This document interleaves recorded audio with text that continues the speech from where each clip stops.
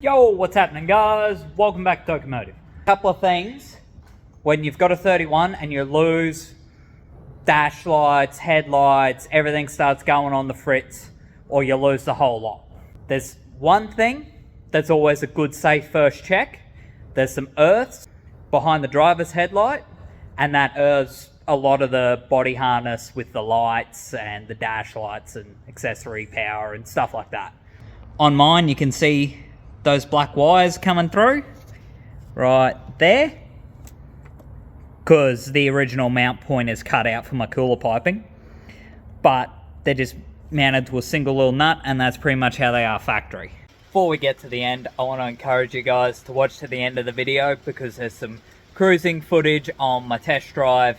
Set the GoPro up at the back, and let's just say I'm getting some nice organic flame action from the tune with the cam. Oof. None of that loud bangs and obnoxiousness that was the last time I got flames.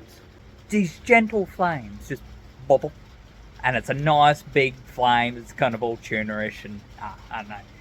I'm editing this up now and it makes me excited, so I know you guys will enjoy it too. It's just that crisp. You'll love it, trust me. But guys, enjoy the video. Talk to you at the end. Not only did I lose power to the headlights and the digital dash and a bunch of other things, I also had a leaning out problem. Like the air fuel ratio at idle jumped from 14.7-ish, bouncing about, typical things, to 18.8, 18.9, so extremely lean. Don't know if the car was running any different though. It seemed like it was running just fine, so I don't think it was actually lean. I think it's just a voltage issue in the system. But I've also figured out what the problem was. In your factory setup, you've got, right there is a thick dog. This is what plugs into it. Look at that wire. That's not even half the thickness. You can see by the discoloring that this wire's gotten very, very hot. This is a factory wiring. So I've got an LS1 alternator, and that nice thick wire there feeding power from the alternator is going through that. When I played with this, the sound of the engine changed, everything changed. So I'm gonna say this is my number one problem. Obviously this cannot handle the voltage of the LS1 alternator. Don't know what it would do like on a factory alternator. I imagine it's probably fine, but you go from something like a 60, 70 amp up to 110 amp, and then you put stuff in the car like big fuel pumps, and you're running bigger injectors, you're running a better ECU, you're running a digital dash, a stereo, blah, blah, blah, on and on and on. You got a lot of load on the electrical system, which I feel like the electrical system is something that gets often forgot about. Hell, I forgot about it. I was like, nah, it'll be fine. This was kind of barely holding on by the terminal, and then I had this running off the bolt that bolts that wire down. These jammed in there. I had this running off it, and then this wire was running off it too. So that's a lot. Factory terminal, as you can see, she's pretty corroded, rusted, cruddy. For my case, I've got one of these, which I know it looks all banged up, and it's not actually even for the positive terminal. It's got a smaller inner diameter than the positive terminal, but I can't find the positive terminal one that I used to have, which was better. But this is still superior to the factory one, and a lot more user-friendly, because it's old. I've taken sandpaper, a heavy grit, then a fine grit to the insides of the holes, clean them up, and I'm just running a large size drill bit around on the inside of that to hollow it out and make it actually fit, which is still going to be a hell of a lot better than the crusty old terminal that is well and truly overloaded. But again, for upgrading the alternator wiring, it's not something that's necessary. It's something I'm doing to make my life easier, and it is better, but I've got it here. That's the only reason I'm really using it. This is earth strap. It's quite thick, it's in decent condition.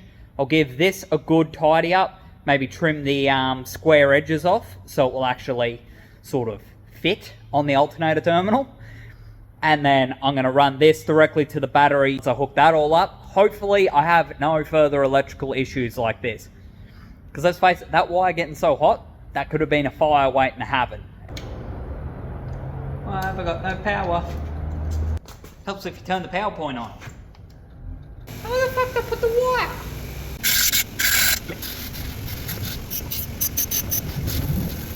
That will hopefully get in there. Well, this turned into a mess real quick, but I'm going to hook that original factory wire back up there. I've deleted that little thin piece, and that there is the wire that used to run to the plug that was on that thin piece, which I just pulled it out, chopped it off, and now this is yeet. So turns out this actually feeds power to the main fuse box, which is why I had no lights. So I'll hook that one back up, and I just had to split the loom all the way down to these connect each other so that I could release enough tension to get this to actually go in, because it didn't have enough. It would have been fully under tension on the battery, and now it'll actually be all right. So I'll have to tuck and rewrap this loom, but that should do the ticket. As you can see, that's significantly better than a bunch of stuff jammed into a factory terminal. Like, there's a lot going on here.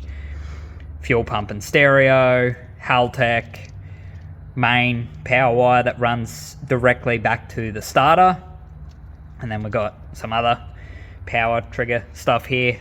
We've got our nice new power cable coming from the alternator. So it'll actually have the original wire on the thicker side and this one, which should carry a hell of a lot more amps. So this should actually be a pretty significant upgrade. I may not notice any difference, but it's going to be one hell of a lot more reliable.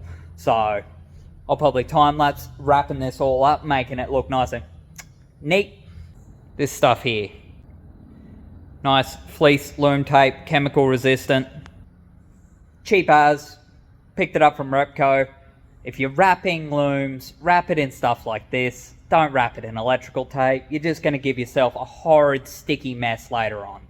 And it's not going to last. It's going to heat up. And because it's like PVC tape, it's going to shrink. It's going to expand.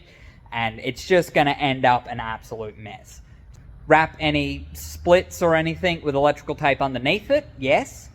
But wrap the outer in something like this. Otherwise, it's just going to be a nightmare. Trust me. I've done it plenty of times to know not to do it.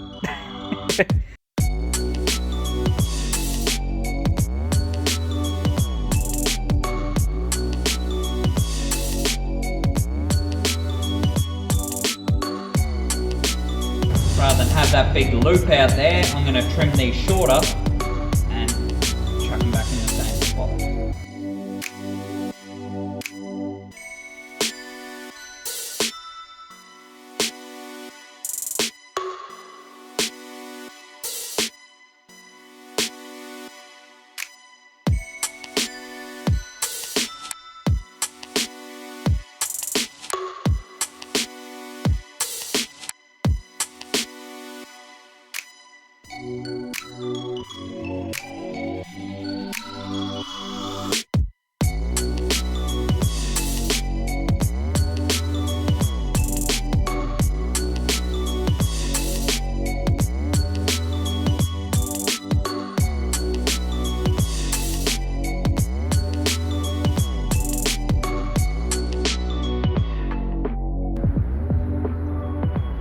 Getting hot so far. I have full dash signal again.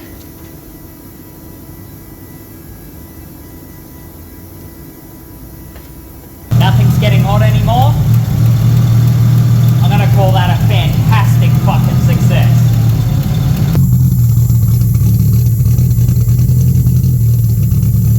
A little bit of effort, couple of hours of work, probably done it quicker, but I'm going to say it was experiencing a bit of a low voltage issue for a while. For it to affect the tune, it's definitely getting a low voltage issue, because it can.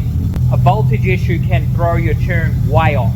You've got voltage ranges for your coils, to tell them how long it needs to hold a charge before it releases it to build it up to the proper voltage and amperage it needs that the coil should be firing at. That's why you have so many different settings when you're setting up a coil. Thing with injectors and your fuel pump.